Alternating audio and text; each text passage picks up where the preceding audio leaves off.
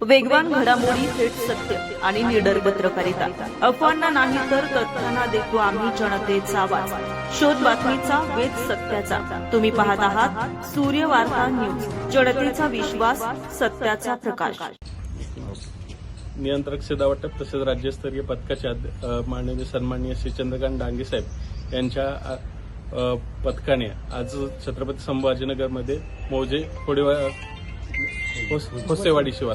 खोसेवाडी शिवारामध्ये कारवाई केली असता 2 गॅसचे टँकरचे कॅप्सूल आम्हाला इथं मिळाले आणि ते अवैधरित्या या सिलेंडरमध्ये भरले जात होते. त्याच्यामध्ये काही व्यावसायिक सिलेंडर होते, जे 26 टोटल आम्हाला सिलेंडर मिळाले.